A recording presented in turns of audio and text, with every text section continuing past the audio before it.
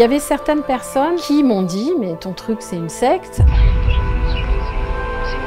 Et ces personnes-là, évidemment, j'ai coupé avec elles.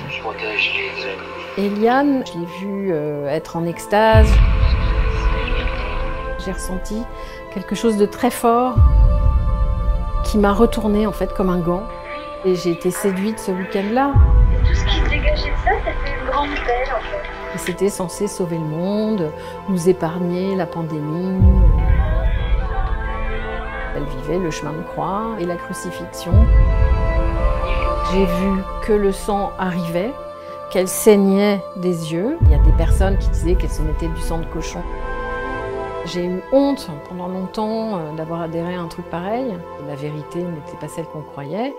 Je m'appelle Isabelle et pendant près de 12 ans, j'ai fait partie d'une secte. Un jour, ma sœur me parle d'apparitions qui ont lieu à Dijon. Je lui ai dit oui, t'es bien gentille, mais bon, ce genre de truc, c'est pas pour moi, mais bon, ok, je vais t'accompagner. Donc je l'ai accompagnée le 15 décembre 99. Tout le monde avait l'air de se connaître là-dedans. On est rentré dans une voiture qui nous a amenés en pleine forêt. Et là, aux alentours de minuit, le spectacle a commencé, une apparition a commencé. Donc cette dame, Eliane Deschamps, s'est mise à parler, à faire comme si elle entendait au téléphone quelqu'un qui lui parlait et elle répétait ce que cette personne disait. Mais la chanter pas avec la tristesse, avec la joie. Vous savez laquelle? Il n'a pas dit que du couleur. Elle m'a prise dans ses bras avant que je ne parte. Ça m'a fait un effet bœuf en fait. J'ai ressenti quelque chose de très fort qui m'a retournée en fait comme un gant. J'étais extrêmement bouleversée. Au fur et à mesure du temps, on se voyait affecter un rôle particulier et on commençait à se sentir un peu être des élus en fait, des élus pour sauver le monde, pour vivre des choses un peu fortes en lien direct avec le ciel, la Vierge. Il y avait certaines personnes qui m'ont dit mais ton truc c'est une secte et ces personnes-là évidemment j'ai coupé avec elles. Fortement incitée par Eliane bien sûr. Et remercions notre Seigneur, aimons-le du mieux qu'on pourra. Eliane était une femme petite, assez ordinaire, très charismatique. Il fallait être à disposition, il fallait faire les choses comme elle le voulait, notamment quand la vie en communauté s'est vraiment instaurée. Le déclic, il a eu lieu le week-end du 15 janvier 2000. Je l'ai vue être en extase. J'ai entendu des mots, j'ai été séduite ce week-end-là.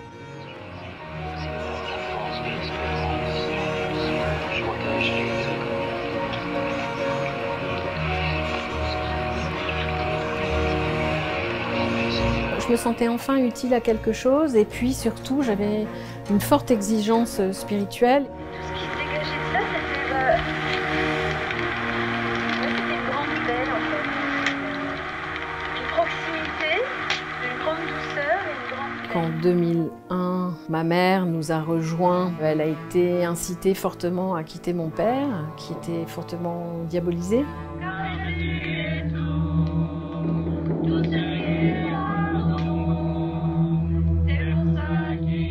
Il y avait une hiérarchie. Les adeptes n'avaient pas les mêmes marques de yaourt que les enfants d'Eliane et pourtant tout ça a été payé par tout le monde, quoi. Dans la foulée de l'apparition, on se retrouvait tous pour prier pendant 24 heures, ce qui fait que on arrivait, il y avait des prières, des chants de louanges, des chapelets. Je pourrais plus jamais dire un chapelet de ma vie, non.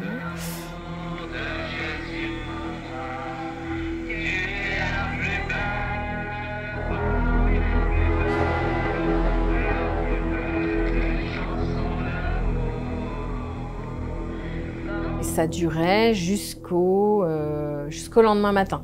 Donc on ne dormait pas ou on dormait très peu. On se relayait pendant 24 heures pour prier tous ensemble. Et c'était censé sauver le monde, nous épargner la pandémie.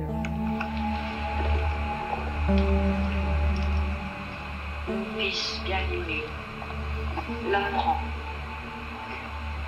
avec Les rapports se sont envenimés parce que la vie de communauté, c'est hyper dur.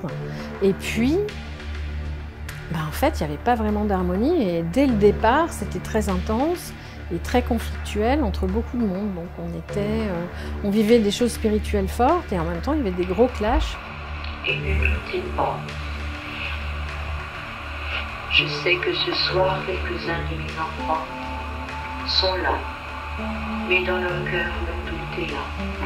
Il y a des gens qui faisaient partie du groupe au début qui sont partis un peu en courant aussi à différents moments et avec raison. On savait que quand on parlait un peu entre nous, il y avait toujours quelqu'un pour écouter et rapporter. Et après, ça donnait lieu à des procès, en fait, des procès de tout le groupe où on était traité plus bactère, où on était traité de traître. On croyait vraiment que c'était bon pour la personne de passer par ce truc-là. Puis j'y suis passée aussi. Après, il y avait des grandes réconciliations.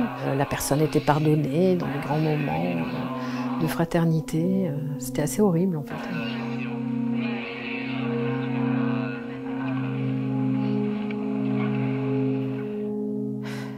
En fait, donc Eliane, quand elle voyait la Vierge, elle était en transe, elle était dans un état très particulier. Et c'est ça qui nous tenait, parce qu'on avait du coup Eliane qui changeait d'attitude, qui changeait de regard, qui devenait une personne complètement différente et qui nous disait des choses que le Christ aurait pu nous dire. Et bien d'autres fois, elle s'isolait, donc elle avait un moment, disait-elle, d'intimité avec Dieu.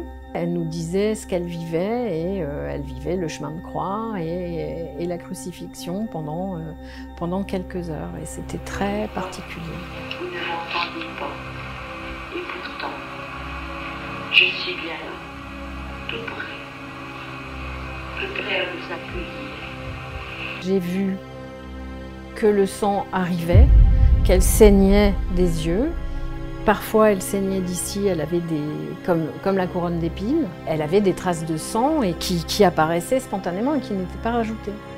Elle souffrait vraiment, elle revivait la passion du Christ. Il y a des personnes qui disaient qu'elle se mettait du sang de cochon et tout. Moi, j'ai rien vu de ce style.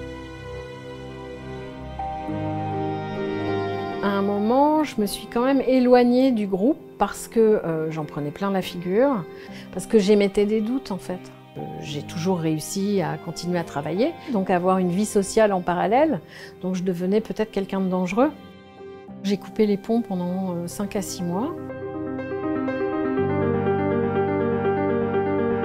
J'avais envie de vivre ma vie de femme et puis de savoir ce que c'était, de dire bon ben voilà, pour confirmer, je regarde ce que c'est que de vivre sans ce groupe, sans ces apparitions, et je vois ce que ça donne. Donc je l'ai fait quelques mois. Donc au bout de 3 mois, j'avais un peu envie de les recontacter, mais évidemment je ne l'ai pas fait.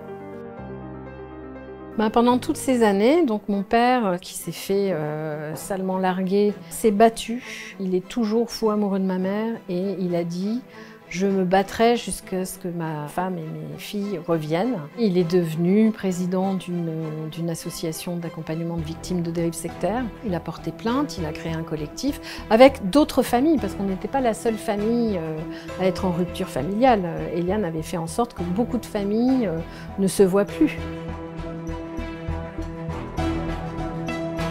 En 2009, la Miviludes est venue à Dijon pour cette affaire en fait. Et en 2011, en avril 2011, il y a eu une descente de police chez Eliane.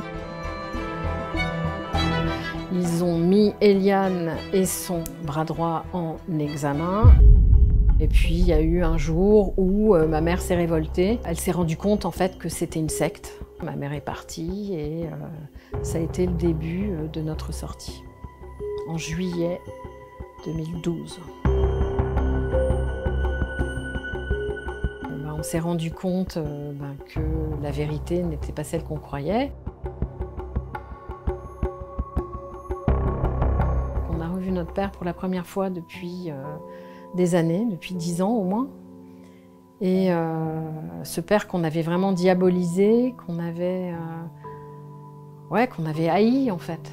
Donc mes parents se sont retrouvés, ma sœur s'est extraite aussi de la dernière emprise d'Eliane. Ça a été très dur quand je suis sortie parce que le monde bascule. Les ennemis d'hier sont les amis d'aujourd'hui et inversement, donc c'est compliqué. J'ai eu honte pendant longtemps d'avoir adhéré à un truc pareil et mon expérience me sert maintenant puisque j'accompagne à mon tour des victimes de dérives sectaires et que au moins cette expérience sert à quelque chose. Si jamais vous vous posez des questions, donc tout peut être une dérive sectaire, il y a beaucoup de techniques, le yoga peut être dérivant, le coaching peut être dérivant, il y a beaucoup de choses qui peuvent être dérivantes. Si ça vous incite à rompre avec votre famille, à mettre beaucoup plus d'argent que vous ne devriez et à vous prendre beaucoup trop de votre temps, posez-vous la question et puis renseignez-vous.